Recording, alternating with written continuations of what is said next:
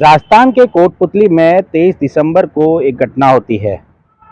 दरअसल कोटपुतली के किरतपुरा गांव की डाणी बडियाली में एक खेत में दो बच्ची जिसका नाम चेतना जो कि 3 साल की थी अपनी बहन काव्या के साथ में खेल रही थी।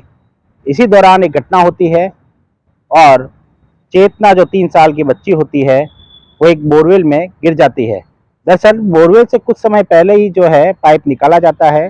परिवार जो है जेसीबी को बुलाता है बोरवेल को बूरने के लिए, लेकिन इसी बीच यह घटना हो जाती है जेसीबी पहुंचने से पहले। इसके बाद में रेस्क्यू ऑपरेटर जो पुलिस को सूचना दी जाती है, पुलिस मौके पर पहुंचती है, मेडिकल टीमों को बुलाया जाता है। इसके बाद में जो है तुरंत ही रेस्क्यू ऑपरेशन जो एनडीआरएफ की टीमें हैं उनको बुलाया जाता है और बच्ची को रेस्क्यू करने का काम 23 दिसंबर की शाम से ही शुरू हो जाता है।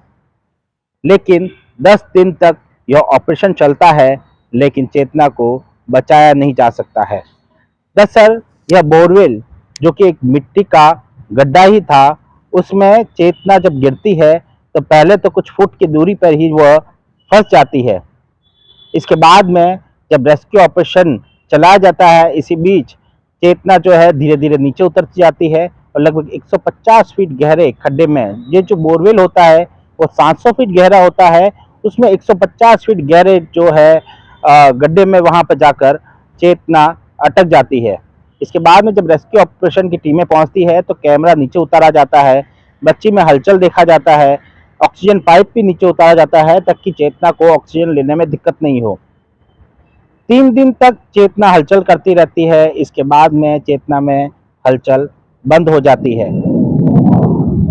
लगातार रेस्क्यू ऑपरेशन भी जारी रहता है। पहले के 2 दिन जो है टीमें हुक के माध्यम से उसे बाहर निकालने का प्रयास करती है, लेकिन विफल रहती है। इसके बाद में एक देसी जुगाड़ एल्बेन के माध्यम से भी उसे बाहर निकालने का कई प्रयास किए जाते हैं, लेकिन वह भी विफल रहते हैं। लेकिन विफल क्यों रहते हैं? दरअसल यह बोरवेल जिसमें से पाइप निकाला जा चुका था वो ऊपर से उसका मुंह तो छोटा होता है, नीचे से उसका मुंह बड़ा होता है। इसके कारण हुक के माध्यम से या एल्बेन के माध्यम से जब उसे खींचा जा सकता था तो ऐसे में मिट्टी ढहने का खतरा लगातार बना हुआ था।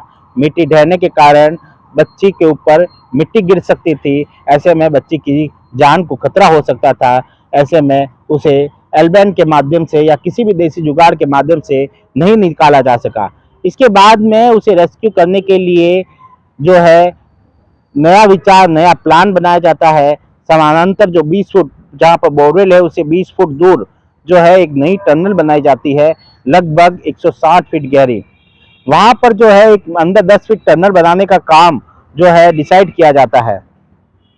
जब 150 फीट 160 फीट जो समानांतर गड्ढा खोदने का काम शुरू किया जाता है तो बड़ी बड़ी मशीनें बुलाई जाती है, कई और टीमों को बुलाया जाता है। जब गड्ढा खोदने का काम शुरू होता है तभी जो है 3 से 4 दिन बाद में बारिश का दौर शुरू हो जाता है। करीब 2 दिन तक बारिश का दौर रहता है। इसके कारण रेस्क्यू ऑपरेशन जो है वह धीरे धीरे रुक रुक कर चलता है और वेल्डिंग करने में भी समस्या आती है।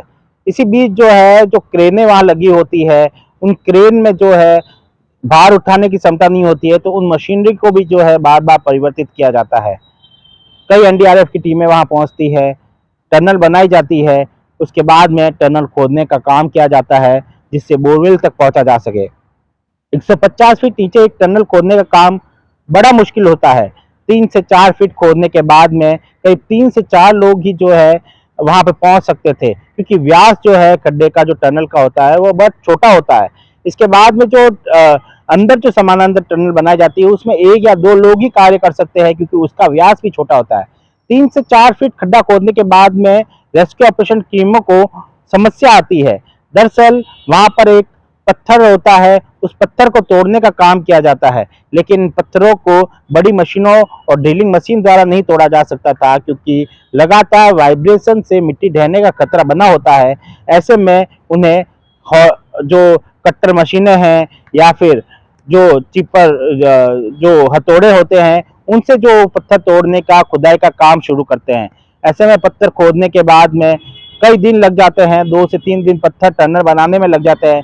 जब 10 फीट की टनल पूरी खोद दी जाती है तो रेस्क्यू ऑपरेशन ये भापते हैं कि बोरवेल तो आगे मिल ही नहीं रहा है।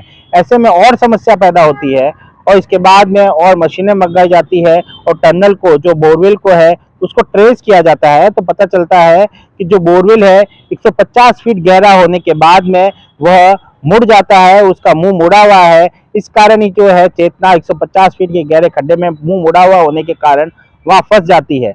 इसके बाद में उसका जो ट्रेस, बोरवेल का मुंह ट्रेस कर कर उसकी तरफ और 4 फुट की खुदाई की जाती है।